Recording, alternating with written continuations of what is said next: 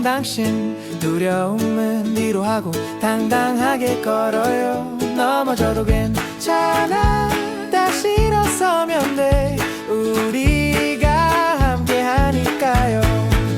사랑을 담아 전하는 아침의 인사 갈리보와 보라카이에서 온 편지 이상원 선교사의 희망 노트.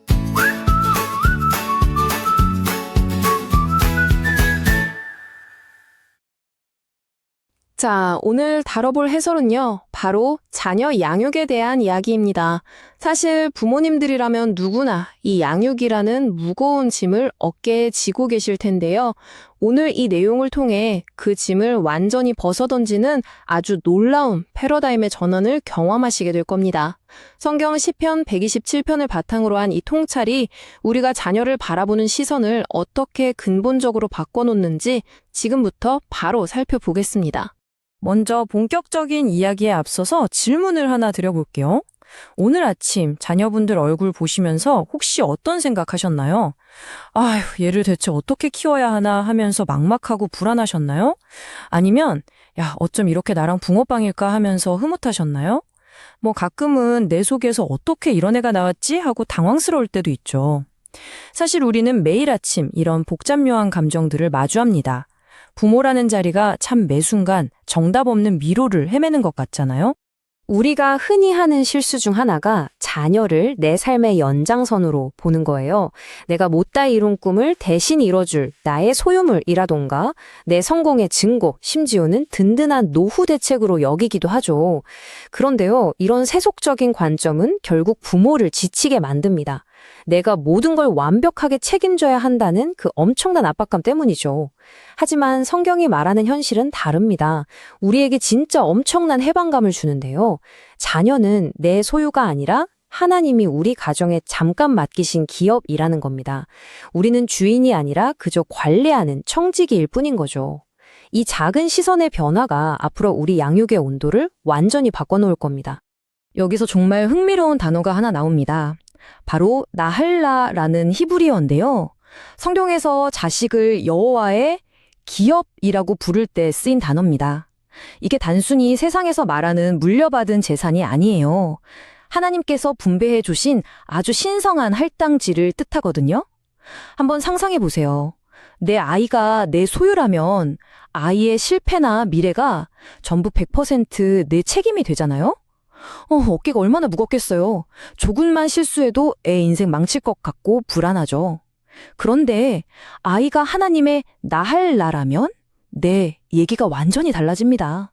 진짜 주인은 하나님이시고 아이의 미래를 경영하시는 분도 결국 위대하신 하나님이라는 뜻이니까요.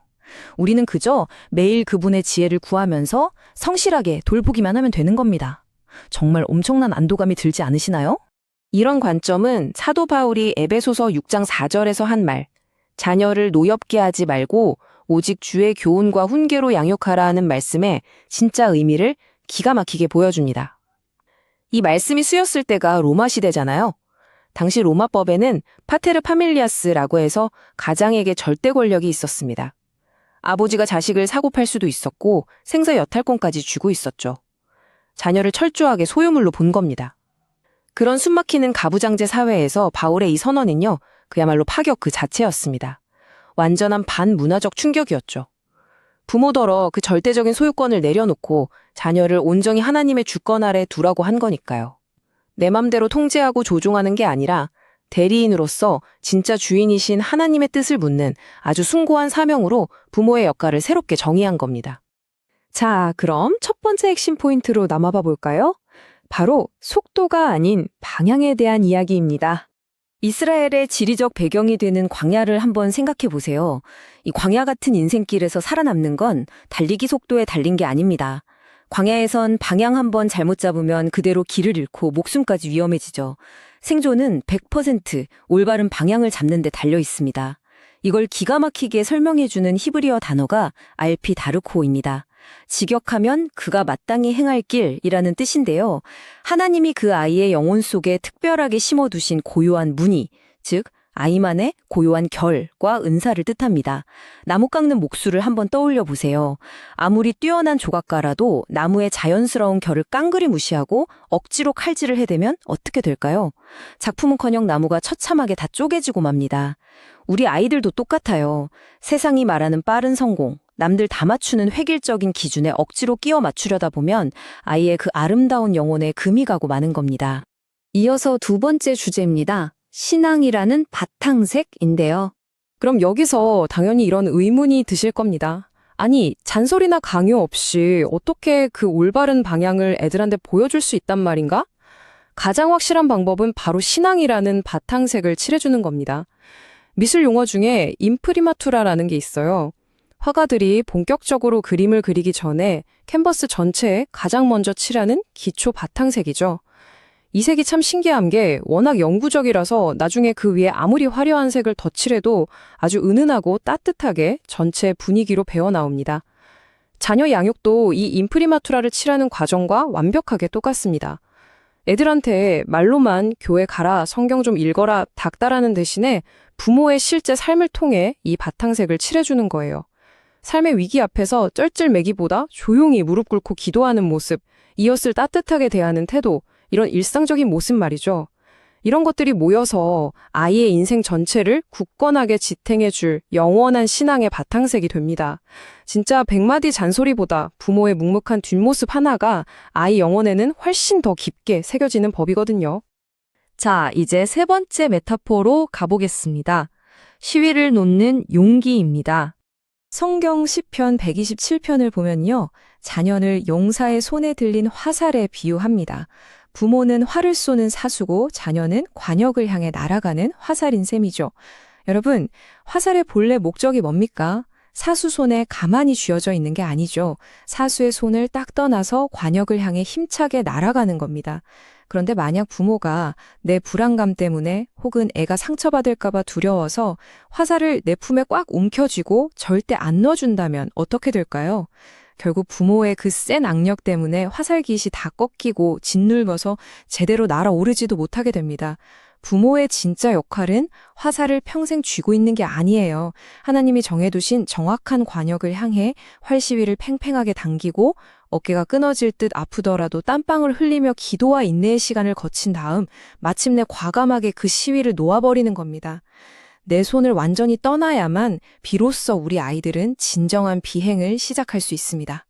마지막으로 이 모든 걸 우리 삶에 적용해보는 오늘의 실천입니다. 지금까지 나눈 이 엄청난 신학적 원리들을 오늘 밤 당장 우리 집 거실과 침실로 가져와 볼게요. 너무 거창하게 생각해서 부담 가지실 필요 전혀 없습니다. 아주 강력하면서도 심플한 두 가지 실천 팁을 드릴게요.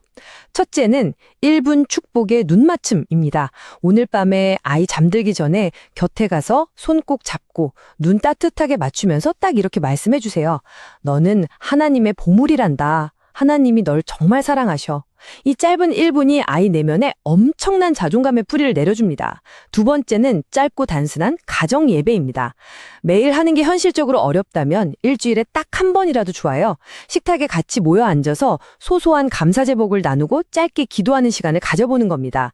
부모가 건네는 그 흔들림 없는 사랑의 눈빛, 그리고 진심이 담긴 짧은 기도.